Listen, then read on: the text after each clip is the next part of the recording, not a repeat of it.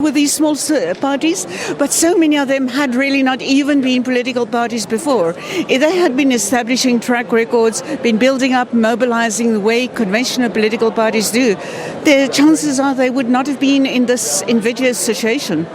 In a way, it's also interesting. I mean, some of them all have links in various people or sort of claims. I mean, the ATM, there's been a claim that people in the ANC were involved in starting it. Mzwanele Money, Black First, Land First, got its seed capital, if I can use that phrase, from Bell Pottinger, although Andile Mkritama denied that again this morning, although there's plenty of evidence that that is the case. The Transformation RSA organization, which involves Adil and Andile Nchabaleng, all of these people have some sort of links in some way to politics that's happened before. Yes, indeed. And we see also that they would probably in a different space and time not have been political parties, but then they've seen what I call the AIC, African Independent Congress model. It'll be interesting to see whether they are part of the show as well, where the party see disproportionate power, a few, maybe even name confusion with the ANC, but a few seats strategically, and they've got disproportionate power. And I think that has really bolstered and encouraged many, many new parties.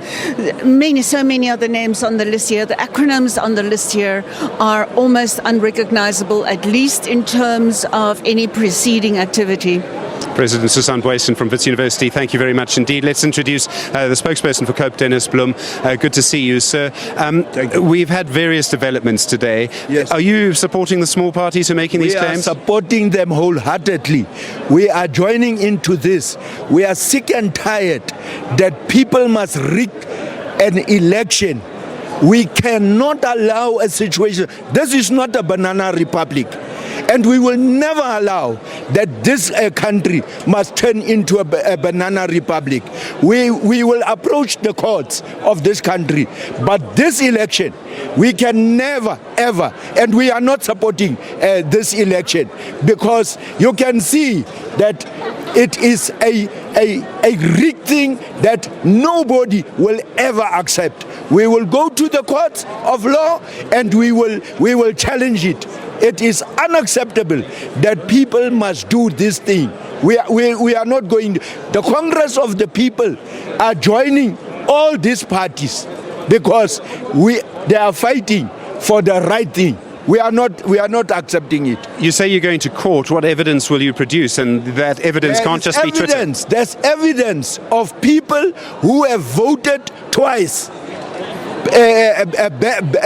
Ballot papers that got missing. We will produce evidence. We are having people that we are going to use to testify in court, but we are not going to accept this. I mean, this is a democracy. It's not a republic, a banana republic. We are not going to accept it. Dennis Blum from Congress of the People, thank you very much indeed. Let's get some more analysis now. Angelo Fick, the director of the Our Socioeconomic Research Institute. You've seen him many times here. Angelo, thanks very much indeed. All right, let's just talk about the Electoral Commission. How does it respond to this? It is, in a sense, now going to have to mount some kind of response to this claim from the smaller parties. So the question that one has for the smaller parties is whether they've taken this complaint to the Electoral Commission, and people say they have evidence and that they say they will present it at some point. The question is they should be presenting it to the IEC and to the Electoral Court as we speak. So if the evidence exists, it is absolutely essential that in a constitutional democracy, people who take themselves seriously as political figures should present that evidence to those institutions that they say they're going to approach. This idea that it will be presented at some future point is actually unacceptable. If the evidence exists, people need to provide them to the authorities that are mandated by these institutions that they say they trust to handle this. And so the IEC's, I think, response is to wait until these parties approach the courts, and then have a response.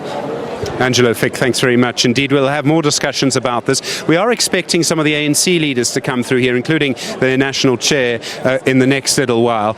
So we are going to have a look at that as well and just see what's happening.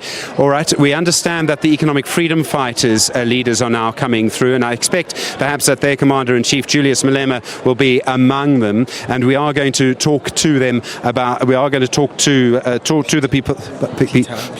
We are going to talk to the people about that. And in fact, one of the people who joins me now is Peter. So are we expecting your leaders to come through now? Well, we don't know what was happening here. Perhaps maybe we are missing something. because there was a meeting earlier on that where these issues were raised, and the IEC have committed that they are going to conduct a sample of audit, and the parties agreed there. So we are not. So we are just waiting for the vote to come in, and we'll take it from there. All right. Are you expecting your leadership to come through here in a little while? Yeah, we are expecting the leadership. They should be here anytime from now, so that they will give a proper and thorough clarity in terms of what needs to happen from here. And in this situation, then, I mean, are you expecting that the rest of the counting is going to go smoothly? The counting is going smoothly as far as we are concerned, and as you can see, numbers are coming in. We will accept those minor discrepancies that were raised, but so far the counting has been going well. So thank you very much for your time on the SABC. I'm just going to ask Anele, Tom, I saw you speaking there earlier. You're from the Alliance for Transformation for All, one of the people who is protesting against the Electoral Commission and the way that this has been handled. Ma'am, obviously in a way this has to go to court at some point or go through the constitutional processes. Those could include the Electoral Court or formal complaints to the Electoral Commission. Have you started that process? We just about to start that. We're going to have another meeting soon. Then we decide all the parties that had complaints. Because this is not fair elections. Because most of our party agents were not treated, and most of the presiding officers were not professional enough because they started late, and you cannot be not sure in front of your client, because we are IEC, because we affiliated the same money that the ANC pays, and at the end of the day, they're not sure of what they are doing. Okay, but I mean, I do have to bring this up. The number of votes that your parties altogether have got compared to the other parties, I mean, the difference is huge. Yes, the difference is huge because this is a new brainchild. We registered last year, September, and December was holiday. No one was doing that. Then we had 3 months. For us, we are not discouraged. This is just the beginning, so that the government can know that, can recognize, because this is a brainchild from the taxi industry and the second economy in the world, in South Africa, that is not being recognized by the government. We don't want to voice it. We just want to voice out so our problems. Anele, Tom, thank you very much indeed. We'll leave it there. I can see that you're needed. All right, we're going to go back to Joburg for the next little while. Let's take a look at some of the numbers on the board. And you can see the numbers of the votes there. The ANC, 4,945,622. You can see the Democratic Alliance further down that board, 1,963,471. And the Economic Freedom Fighters, 843,372. Let's look for the Inkatha Freedom Party. They're right at the top of the second column, 221,780 votes. And then the Freedom Front Plus, in a way, the story of this election to an extent because of the increase in their support so far, 230,163. The Good Party, Patricia Lille's Good Party, I saw her earlier. She was in good humour, 50,034 votes. And then the ATM as well, the African Transformation Movement, they sort of bringing up the last of the top 5 or 6 parties, if you understand what I mean when I say that. And you can see that the ATM, 42,169. That's about 0.5%. So they might, at this stage, on the current predictions, get around 2 seats in Parliament. That's the situation here at the Results Operations Centre. Griselda, back to you in Auckland Park.